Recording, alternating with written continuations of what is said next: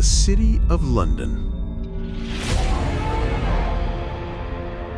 Imagine a city where dark streets hide secrets, where a stolen loaf of bread could send you to the gallows. This is London between 1674 and 1715, a city of fog, fear, and crime. Inside these streets, every crime led to one place, the Old Bailey. Tonight, we uncover the hidden urban world behind the crimes that shaped London forever.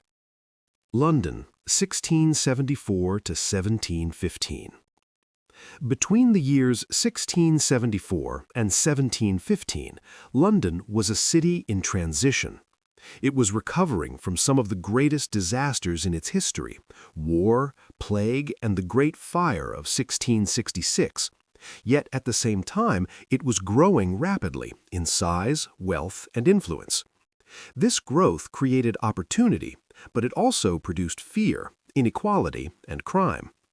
The crimes tried at the Old Bailey during this period cannot be understood without first understanding the urban world in which they occurred.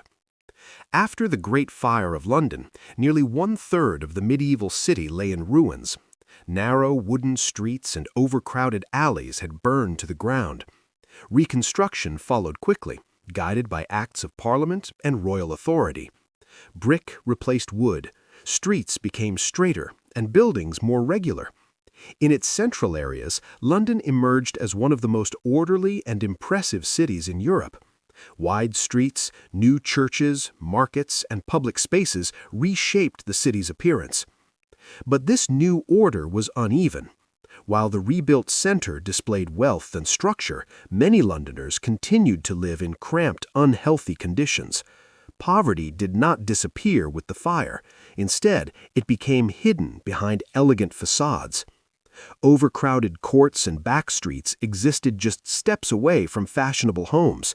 This close proximity between wealth and poverty created tension and opportunity, both of which are clearly reflected in the criminal cases heard at the Old Bailey. By 1715, London's population had grown to nearly 630,000 people, making it one of the largest cities in Western Europe. Almost 10% of the population of England and Wales now lived in the capital. London's population was young, mobile, and increasingly diverse. Women formed a slight majority, and young adults made up the largest age group. Migration played a major role in this growth. French Protestant Huguenots arrived after fleeing religious persecution, while Jewish communities expanded steadily. At the same time, people from across England moved to London in search of work. This rapid population growth created overcrowding, housing shortages, and intense competition for employment. When work disappeared, survival became difficult. In such conditions, crime often became a response to desperation rather than simple greed. Many thefts recorded in the Old Bailey proceedings involved small items such as food, clothing, or tools, objects essential for daily life. London's physical environment strongly shaped patterns of crime. After the fire, the central city was rebuilt with brick houses rising 2, 3, or 4 stories high. Street lighting gradually spread, and pavements replaced the famously muddy roads. The River Thames remained central to the city's life, providing transport, trade, water, and light. New quays, stairs to the river, and busy docks connected London to the wider world. Beyond the city center, London expanded rapidly. To the west, Westminster and the West End developed as areas of wealth and political power, attracting aristocrats and those seeking access to the royal court and parliament. To the east, districts such as Whitechapel and Ratcliffe Highway became crowded, industrial, and poor. These areas housed dock workers, laborers, and migrants, and were closely associated with theft, violence, and disorder in Old Bailey trials. Despite these differences, London was not neatly divided into rich and poor zones. Unlike modern cities, social classes often lived side by side. Aristocratic homes stood near slums, and wealthy merchants lived close to laborers and servants. Servants moved daily between elite households and poorer neighborhoods, creating opportunities for theft and fraud. This constant interaction between inequality and access explains why so many Old Bailey defendants were servants or casual workers. Work defined daily life in London. As the center of government, trade, and manufacturing, the city contained almost every occupation imaginable. Merchants and traders dominated the economy, while docks employed thousands of laborers.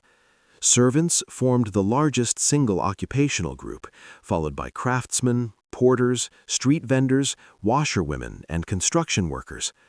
Women were especially active in food, drink, and textile trades. Life was precarious. Illness, injury, or dismissal could push families into immediate hardship. Without savings or social support, many turned to crime to survive. The Old Bailey records provide detailed evidence of how economic pressure shaped criminal behavior, particularly among the poor and vulnerable. London during this period was also the heart of political and cultural change.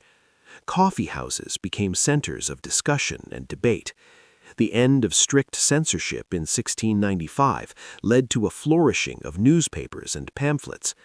Writers such as Daniel Defoe, Joseph Addison, and Richard Steele helped shape modern public opinion. At the same time, politics was deeply divisive.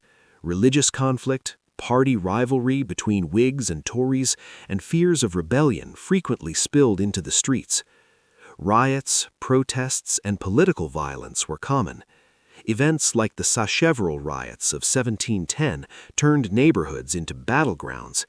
The Old Bailey became a stage for political justice, hosting trials for treason, seditious speech, and religious offenses. These trials were widely published, transforming the court into a public spectacle and reinforcing the power of the state. The Old Bailey itself was more than a courtroom. It was a mirror of London society. Every trial brought together victims, defendants, witnesses, and authorities from different social backgrounds.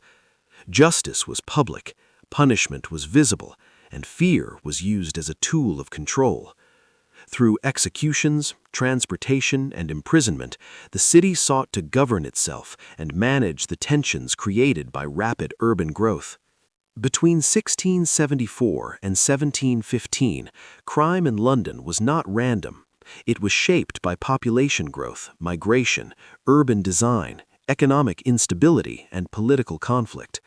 The crimes tried at the Old Bailey reveal a city struggling to rebuild itself while controlling the consequences of inequality and change.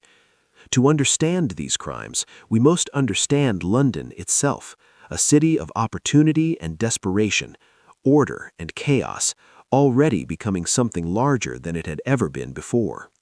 Thank you for watching. If you enjoyed this journey into crime and life in Old London, subscribe for more stories from history's hidden streets.